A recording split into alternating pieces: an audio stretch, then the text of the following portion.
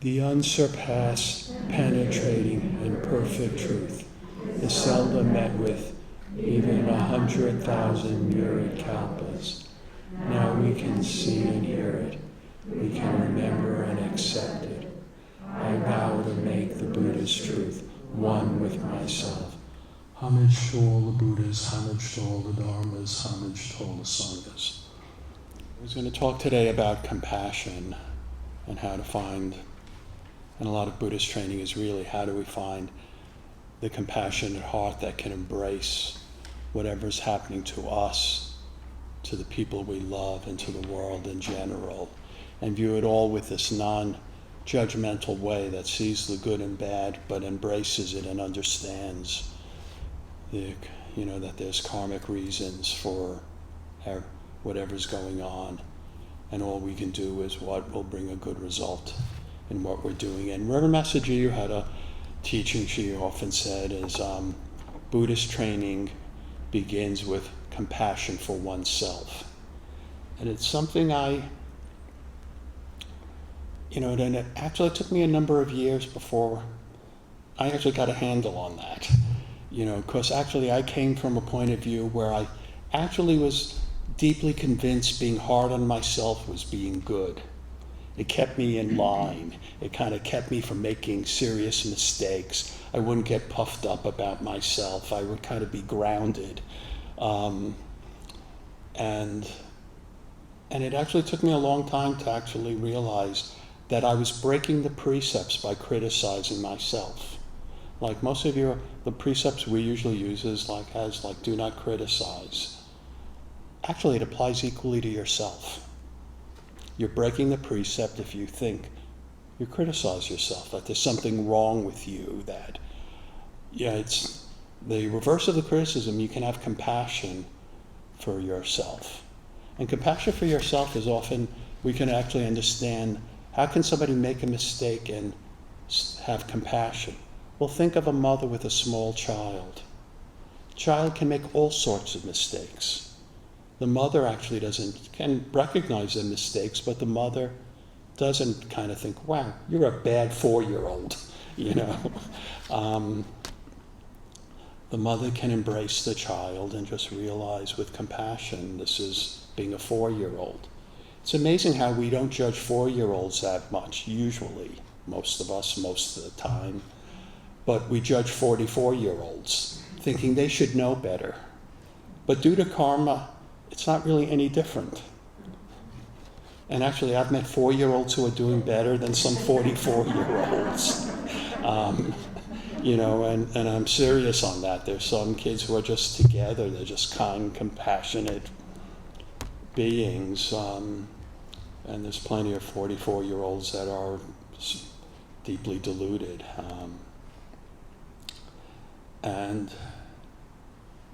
We have to have deep sympathy for the trust that there's a karmic reason. There's a reason why we want something.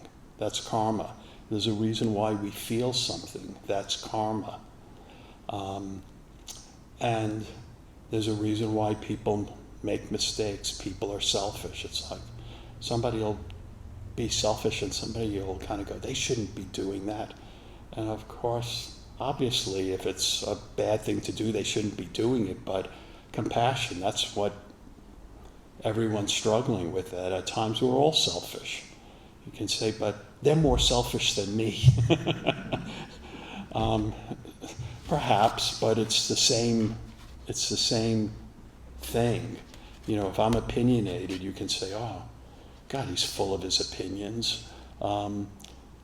Somebody else, you can say, but they're so much more filled with their opinions, and it's the same karma. It's just somebody's doing a bit better with it than others. Just like, I look at my greed, and it's not as bad as some other people's greed, but it's still the same greed. And we have to have sympathy for that there's a reason why everyone is having these difficulties. And a lot of it is, and we're really suffering always, and what we're really having compassion for is that actually all the suffering is coming out and all the wrong behaviors coming out of delusion, ignorance. People are thinking they need this, they have to have that. They're filled with desire, the second noble truth. Suffering is due to attachment, due to desire. And it's only through our practice, hopefully, that we can start seeing through all the things that we think we need, we want, and that's making us burning, really in samsara. And we have to start trusting and seeing through their appearance so we can actually realize, be free of it. But this is a hard thing to do, and we all have difficulty with it. And once we recognize how difficult we're finding it, we can start having compassion both for ourselves, realizing, we're finding this really difficult. And at times training isn't difficult, but at times for everybody the practice is very difficult. If you're anyone who's always finding this easy to do, is probably deeply deluded. You're not going to, at times it can, there's times where it's easy and times that it's hard, it's like, but times that things drop away and times that we can't do it. But it's only by letting go of thinking, of being so filled with our desires that we can open our heart and have compassion for others. Somebody who's all you have to do is think when you desperately are worried or want something, how you cut yourself off from others. Just like if you're suffering intensely. It's amazing when people are depressed, how much they don't even recognize anything outside themselves. They don't even recognize other people, or perhaps even suffering more than them. All they see is, I'm suffering. And they close their eyes and don't realize that there's nothing special going on. It's all around them if you look. And we need, and compassion allows you to kind of embrace where you are. And I've been understanding that it's often not easy to be where we are. If it was, that's why this is training. It's a hard practice just to kind of, not make a problem out of where you are right now. Make a problem about how somebody else is doing. And just realize this is the nature of things. And we have to really reflect on that feeling of that there is something going wrong. That sense of disconnect we have, of alienation, of feeling separate, of feeling like something's gone wrong. Just like people are, just like people with the news are always feeling, everything's going wrong. I read Buddhist things where they're just ranting about everything going wrong. Things are going wrong, but things are also going right. And if you're just like at yourself, people will kind of come up to me and tell me, how poorly they're doing. And I look, and in a lot of ways they're doing fine, but they're doing some things poorly, and that's all they're seeing. It's almost like when I'm dealing with people, I can get along with, somebody can be at been at the Priory where they're getting along with everyone but one person. And all they seem to care about is this one person. And I think, 10 other people like you. Isn't that enough? Do you need everyone to like you? Do you have to get along with everyone? And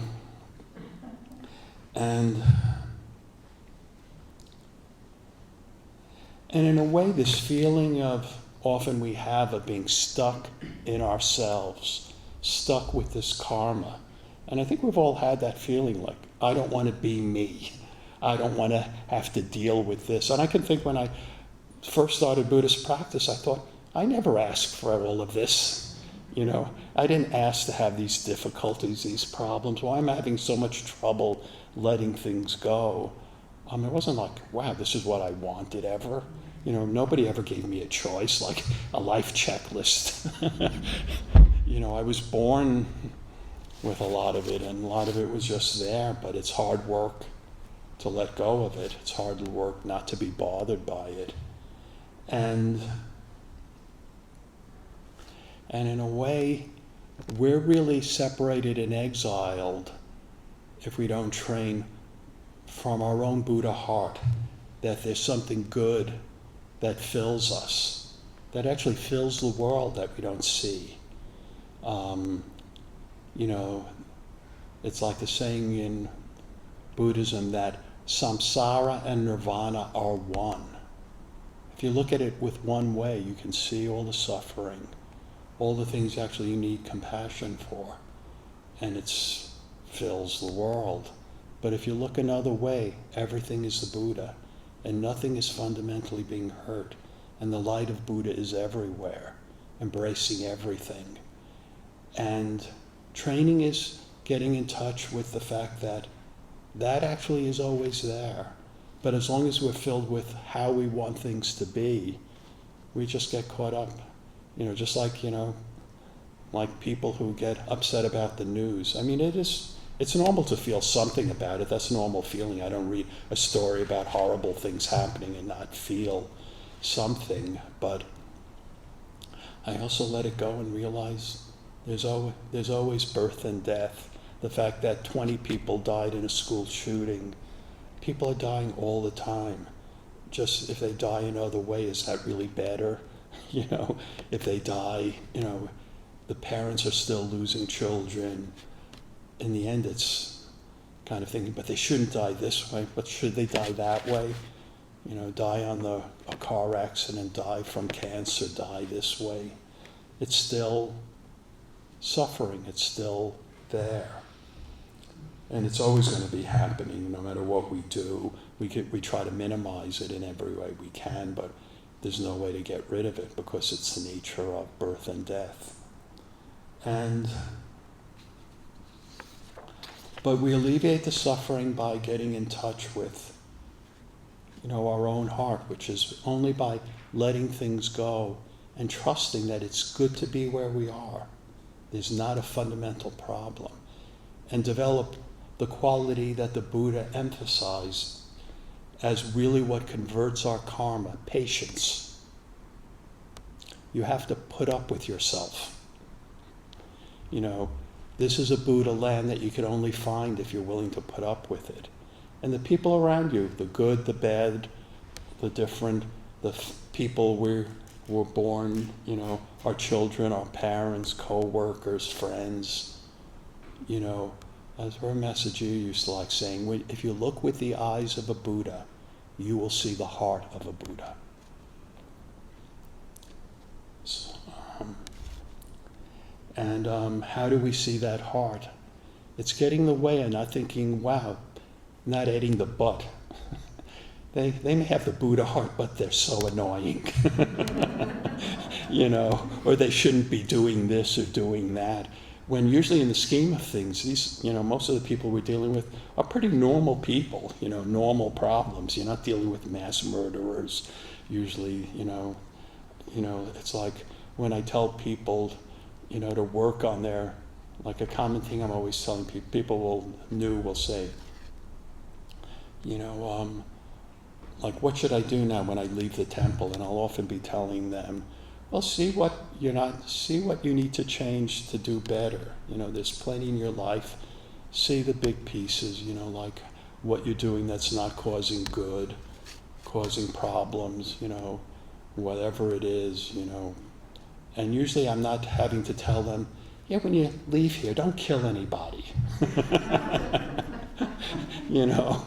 Don't steal, because usually those people aren't showing up at the temple that have these huge problems. But it's the same teaching and all the rest. I would give the same teaching. It's just I would tell them, okay, focus on that. Don't worry. It's almost like when alcoholics come to AA. Usually they tell people, don't worry about your smoking for a while.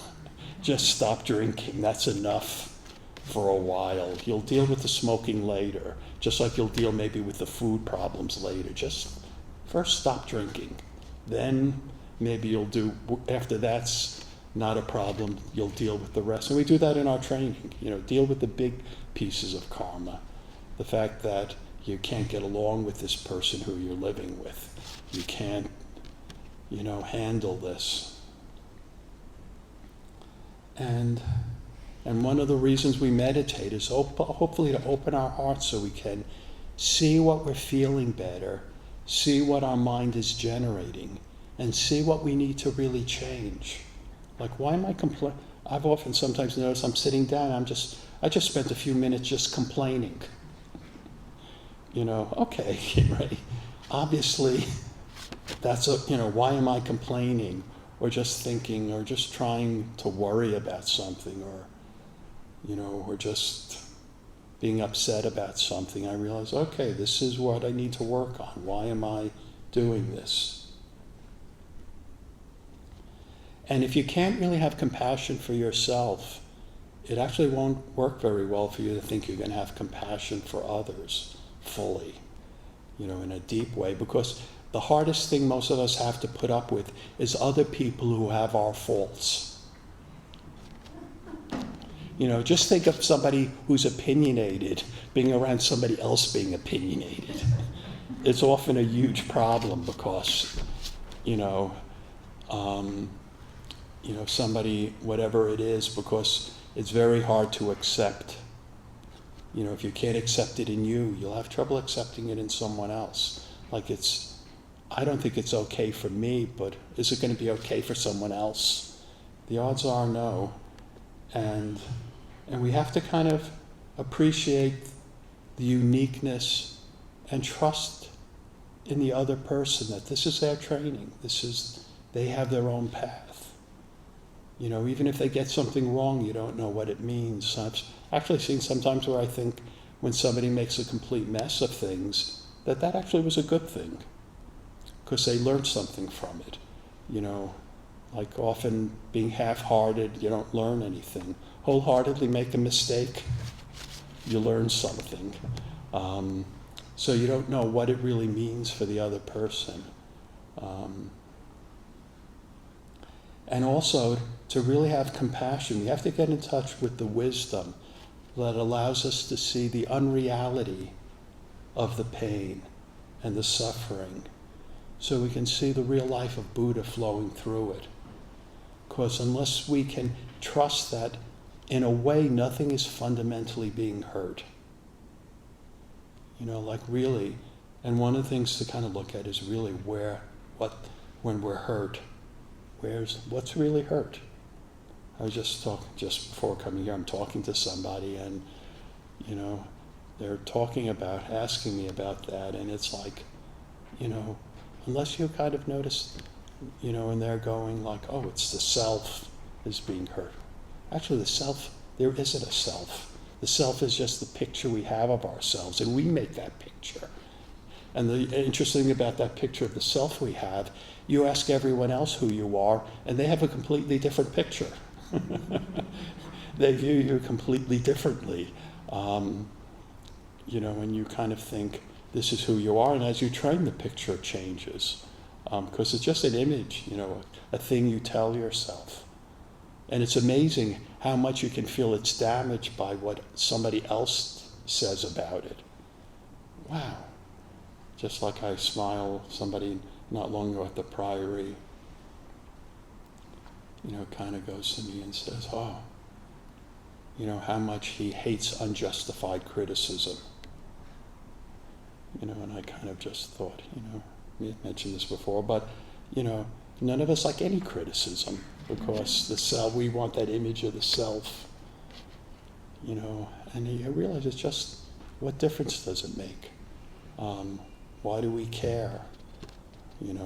What are we carrying around? And that's one of the teachings in Buddhism. They have the teaching of no self, anatta, but the teaching is almost like something to believe in, rather than just realizing none of those things are anything solid or real. Just like I often kind of say to people, you're making a mistake if you think you're a good person, you're deluded. And if you think you're a bad person, you're deluded, because actually you're not any of those things. At times you behave good. At times you behave bad. Like, if I'm a good person, then what happens when I do something bad? You can say I'm kind, but I'm not always kind. My cat can attest to that. You know, I'm not always patient. I'm not always anything. At times I'm this and at times I'm that. And all I can do is concentrate on what I can do good now. And there isn't a self there. There's just what I'm doing now. You know, and the rest is just, it is whatever it is. There's good and bad, and if I don't cling to it, it's just whatever it is. And, you know, and then it helps you to have compassion, because there's nothing going on. It's just what's unfolding in the moment. And we trust that it's all the life of Buddha. You know, there's something sacred if we're not holding on to it. A wholeness that we can find in whatever we're doing. But if we don't want to be where we're doing, we obviously can't find the wholeness. If we're not willing to be put up with what we're doing, we don't find the wholeness. You know, we're just not trying to be there. And I spent a lot of I think I went through my whole school life trying not to be there most of the time. You know, kind of why, I don't know. Looking back at it, it seemed pretty dumb, since I wanted good grades, but I didn't want to pay attention.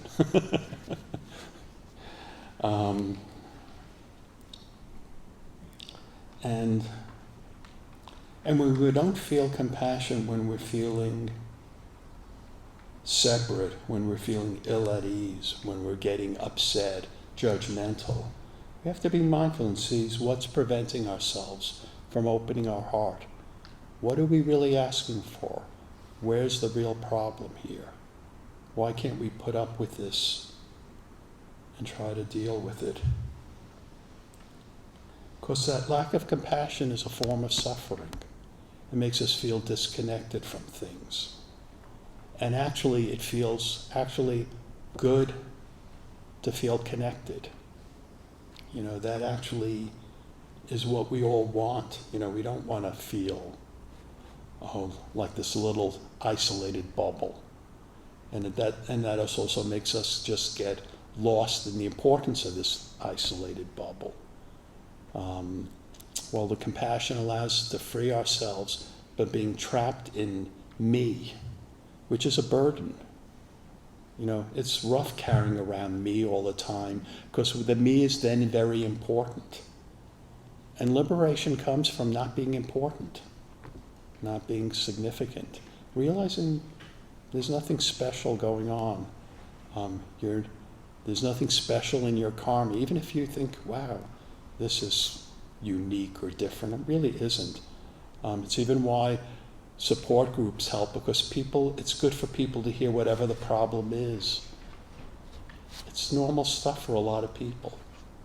You know, whatever's going on, this is part of the human condition.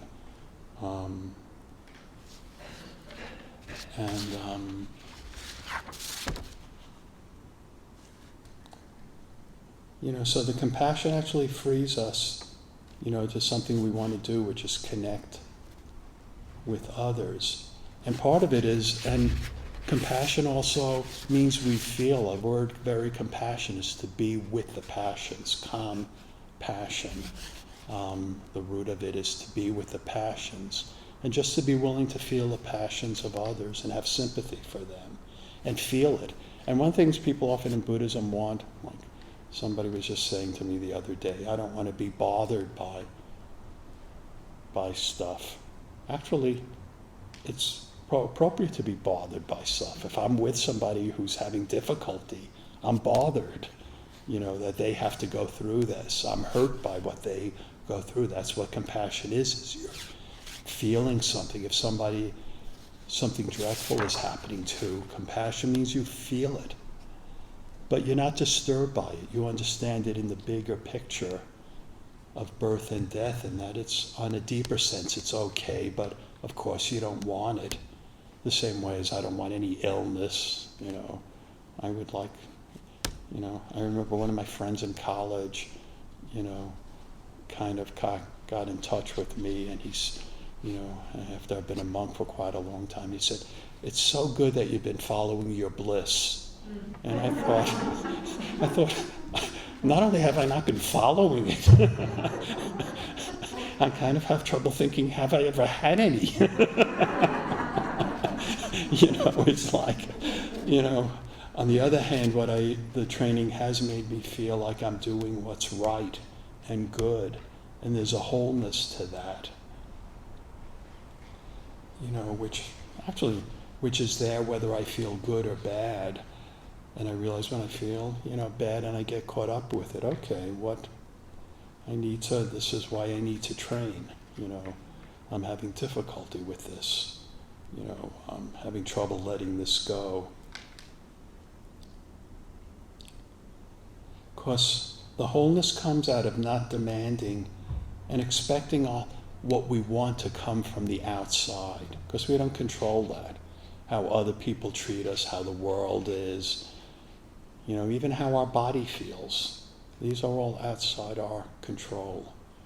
We can find a wholeness that's there no matter what the condition is, no matter what's going on. And an example of that I like, using is the fact that I remember reading something on people who have a syndrome called locked-in syndrome. It's where they're diagnosed with persistent vegetative states. But they found out after, when they kind of came up with portable brain scanners and other technology, that about 20% of the people who are persistent vegetative states, actually minds were fine. They just lost all ability to move any muscles. Sometimes they could do something like blink. It's like I remember reading somebody who had this, and he wrote a bestseller, Blinking an Eye. They would stop at each letter. He would blink, and he wrote a bestseller that way, and they made a movie of it too. But the reason I put it is you're lying there in bed. You can't move anything. You largely can't communicate, even though it's nice nowadays they can use brain scanners or something to often get a yes or a no. All the things that we think meaningful in life, in a way, think of it, what's left? Can't do anything. If relating to people is important, most of that's gone. If helping others is important, that's gone. Sensual pleasures, gone. Almost everything we think of in life that we find meaningful is gone. So they did a survey with brain scanners or other methods, asking this whole bunch of people who were lying there, with what they call locked-in syndrome. They gave them a standard psychological test on their degree of well-being. The average person with locked-in was happier than the normal cross-section of population. And the scientists who did the study said, I think they've been forced to meditate. And think about them. They're lying there. What can they do? Instead of looking at the wall, they were stuck with the ceiling, but probably, unless they were propped up, I guess. And the reason that's an accurate thing is when they asked the same people, if you need to go on a breathing machine, artificial, some breathing device, do you want to stay alive? Overwhelmingly, the families thought that would be time for them to go. Overwhelmingly, the people said no, which is obvious if they're as happy as a normal person, roughly. I mean, they weren't blissfully happy. It was just slightly above average. And the people who were having a hard time with it were people who actually had a hard time before. All of the people who had difficulty before, not surprisingly, a lot of them still had difficulty. I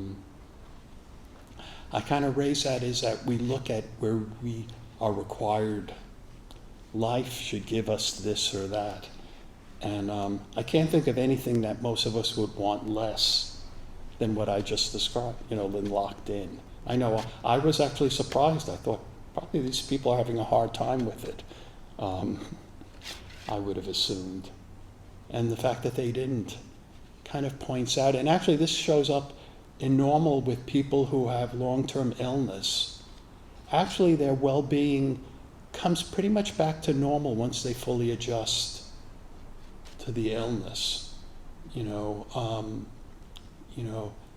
When people are seriously, kind of have serious limitations, and generally the people will over time adjust and kind of go back to the same level they had before. So we think in these terms that this is what we need and want, rather than trusting actually we can find a wholeness, and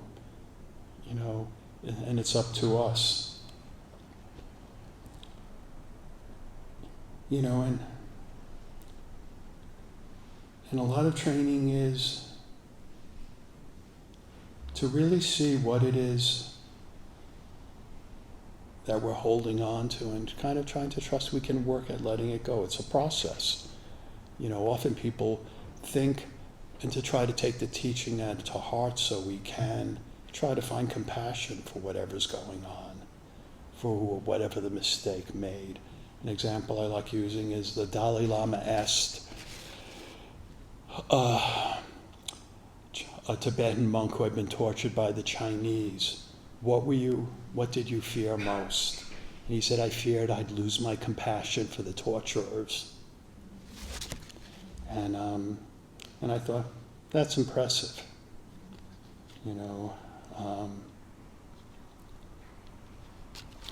So that's only kind of, so all our difficulties, our greeds, our fears, our worry, our anger, can be resolved only if we accept them and try to have an open heart and try not to think like, oh, how could this be happening? What is wrong with me? This is just normal stuff. You're just a normal person. One of the unique things almost we all generally have is somehow we think there's something special about our problems. Whenever I talk to somebody, it's almost like, I know, but my problem, my difficulty is somehow harder. And we often look at others and think, oh,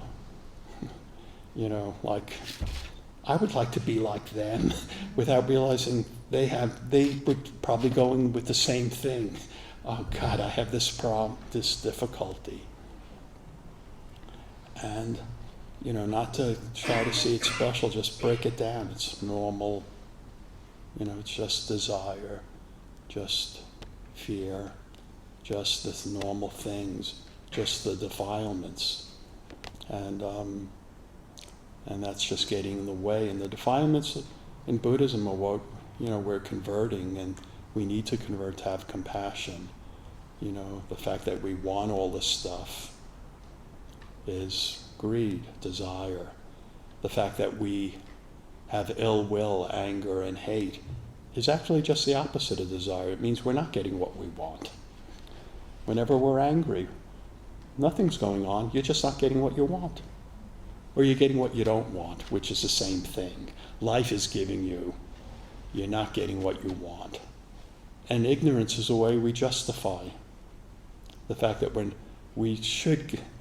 it's okay to be upset, and it's okay to think we need this. And provisionally, of course, we need stuff. It's just you don't have to get angry when you don't have it. Because if we use, the wisdom, you can see it'd be good to have it, just the same way as I would like good health. I'd appreciate good health, but obviously, I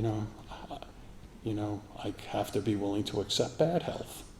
And if I live long enough, it's inevitable that I'll get bad health, because you don't die out of good health. We die out of bad health. The heart doesn't stop working unless something's going wrong. Anyway, I think I'll end the talk. For those who, people can make notes of things they want to bring up over when we do have discussions in the afternoon talk. And I'll talk tomorrow about feelings and emotions. So a thing I always like talking about, because it's people often, one of those main areas people have difficulty with, like how to relate to the fact, to the strong feelings that we all have. Anyway, I'll say the 3 homages and end the talk. Homage to all the Buddhas, homage to all the Dharmas, homage to all the Sanghas.